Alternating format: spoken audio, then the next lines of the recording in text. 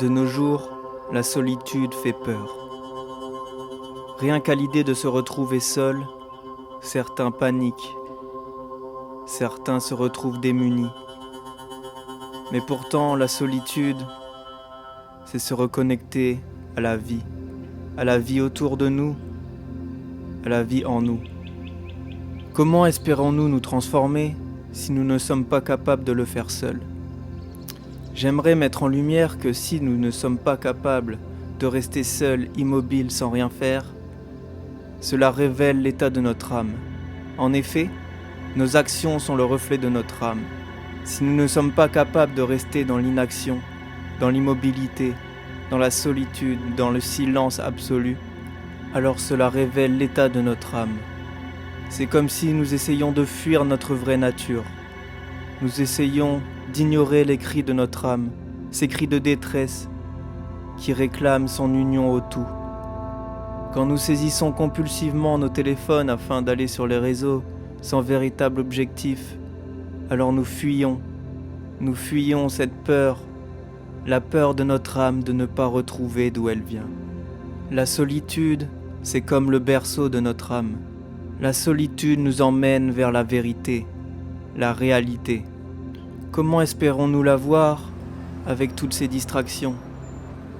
Qu'elles soient visuelles avec les réseaux, les écrans, mais aussi les distractions humaines, celles de nos amis, de nos compagnes, peu importe. Le chemin spirituel doit être fait seul. La vérité ne peut être réalisée que seule. Seule la solitude nous donne l'espace et le temps pour se reconnecter. Plus vous avez peur de vous retrouver seul, plus vous devriez méditer et plus vous devriez vous retrouver seul. Rien de mieux que de sortir de sa zone de confort et de se confronter à ses peurs pour avancer, pour progresser, pour se transformer. Et les transformations arrivent par des petits changements réguliers. Alors tous les jours, apprenez à apprécier la solitude. Vivez-la, incarnez-la. Parce que la solitude est le meilleur outil dans votre pratique spirituelle. C'est le lieu de tous les changements, le lieu de toutes les transformations spirituelles qui ont eu lieu dans l'histoire de l'humanité. La solitude est faite pour vous, est faite pour nous. Demandez-vous cette simple question. Comment serais-je si j'étais tout seul sur cette planète ? Comment serais-je si j'étais tout seul dans cet univers ? Posez-vous vraiment cette question et trouvez la réponse. Acceptez-la, comprenez-la, je vous le promets. Lorsque la réponse à cette question sera « Je serai le plus heureux du monde », alors vous aurez réussi. Vous serez celui que vous êtes vraiment. La vie qui est en vous et pas vos accumulations, vos pensées, vos habitudes, vos compulsions, vos amis, votre travail, votre famille, votre identification à votre religion, votre pays, votre sexe, votre couleur de peau, peu importe. Tout ça n'est pas vous. Il y a une vie, cette vie qui fait bouger les formes, cette vie qui se cache derrière chaque atome de l'univers, cet amour, cette intelligence. Le but principal de la spiritualité est de réaliser que nous sommes bien plus que ce corps. La route peut être longue et semée d'embûches, mais nous devons la parcourir seuls. Parce qu'une fois que nous mourrons, nous serons seuls, nous nous retrouverons seuls, unis au tout, à notre place. En soi, la méditation, c'est la pratique de la mort. C'est devenir une mort ambulante, comme on le dit dans le yoga. Quand vous serez une mort ambulante, c'est que vous serez véritablement en vie.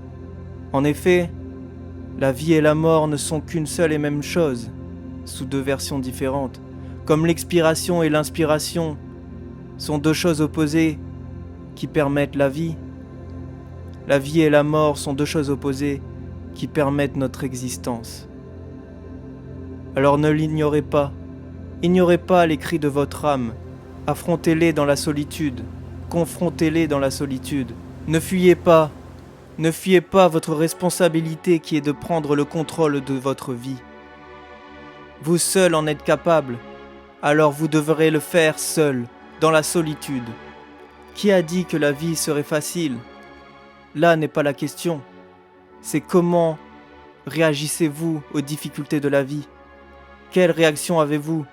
Oui, en effet, il est possible d'utiliser tous les malheurs pour en faire quelque chose de magnifique, une leçon, une marche qui nous mène vers la libération. Lorsque nous fuyons la solitude et que nous trouvons notre confort auprès des autres, auprès des distractions, c'en est la fin de notre spiritualité. Nous abandonnons alors notre responsabilité, qui est d'avoir le contrôle de notre vie. La responsabilité de devenir la personne que nous désirons vraiment être. C'est d'ailleurs là toute la force de l'être humain, qui est de pouvoir consciemment se construire sa vie, de pouvoir consciemment remettre en question, de pouvoir consciemment changer, évoluer. Jusque-là, toutes les espèces sur cette planète ont évolué grâce à un code génétique, grâce à une évolution inconsciente, inhérente à chaque cellule de nos corps. Mais aujourd'hui, l'être humain est arrivé à un tel stade d'évolution que nous sommes capables de prendre en charge notre transformation, notre évolution. N'est-ce pas là un pouvoir incommensurable qu'il nous faut saisir, utiliser, vivre? Ou alors nous mourrons avec des regrets, avec le regret de ne pas l'avoir vécu, d'être passé à côté de quelque chose de grand. Parce que oui, la vie, l'existence, elle est immense. Elle est immense et elle nécessite d'être vécue, d'en faire l'expérience véritablement, pas en écoutant des vidéos sur YouTube, en lisant des livres sur la spiritualité, non. La solitude révèle les secrets. La solitude est la terre promise des secrets révélés. Alors plongez-y. Observez l'existence, observez la vie, observez tout. Portez attention à une fourmi, aux oiseaux, aux arbres, au vent, à une fleur, à une feuille. Je vous le jure, même une simple fourmi peut vous transformer. Lui porter attention, l'observer, se retrouver seul dans l'immensité de la nature, nous rappelle notre petitesse. Alors encore plus quand nous observons ces petites fourmis, ces petits êtres incroyables. Ils nous rappellent que l'existence est formidable, incroyable, merveilleuse. Nous l'oublions si nous ne nous retrouvons pas seuls face à nos défauts, si nous les ignorons. Avez-vous rencontré quelqu'un de pire que quelqu'un qui ne se remet pas en question? Que quelqu'un qui ne change jamais, qui ne progresse pas? Quelle tragédie! Avec le pouvoir qu'a l'être humain, avec notre conscience, notre machine si puissante qu'est le corps, nous n'évoluons même pas.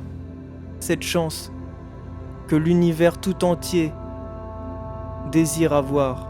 Oui, nous sommes les fruits de cette planète. Mais combien de planètes dans cet univers que nous connaissons ont fleuri comme la Terre? Combien ont donné de la vie? Combien ont permis une création si formidable qu'est l'être humain? Nous avons cette chance que toutes les planètes de ce cosmos espèrent avoir. Alors que faisons-nous? Nous refusons de voir la réalité en face. Nous refusons de changer. Nous refusons de se remettre en question. Parce que oui, se retrouver seul, c'est forcément se remettre en question. Forcément. C'est forcément remettre en question tout ce que nous faisons. Notre place dans l'existence. Que faisons-nous de nos vies? Pourquoi travaillons-nous? Nous travaillons 35 heures par semaine. 35 heures par semaine que nous détestons. Nous finirons par vivre une vie que nous détestons. En conséquence, nous finirons par nous détester. Nous allons mourir avec des regrets. Il est là l'enfer. Mourir avec des regrets. L'enfer n'est pas sur terre. L'enfer est créé par l'humain qui refuse de se retrouver seul et de prendre ses responsabilités, qui refuse d'évoluer consciemment, qui refuse de saisir la chance qui lui a été donnée, comme un pourri gâté. Nous avons tellement à offrir, mais nous prenons tout. Aller vers la solitude, c'est faire un premier pas vers le changement. Incarner la solitude, l'accepter, l'aimer, c'est ce qui va nous permettre de nous transformer, indéniablement. C'est tout ce que je vous souhaite, ce que je nous souhaite à tous. Que nous vivions, que nous fassions l'expérience de la vie, la vraie, du tout, de notre union. de notre retour à la réalité. Parce qu'être dans la solitude, c'est faire apparaître nos illusions sur le devant de la scène.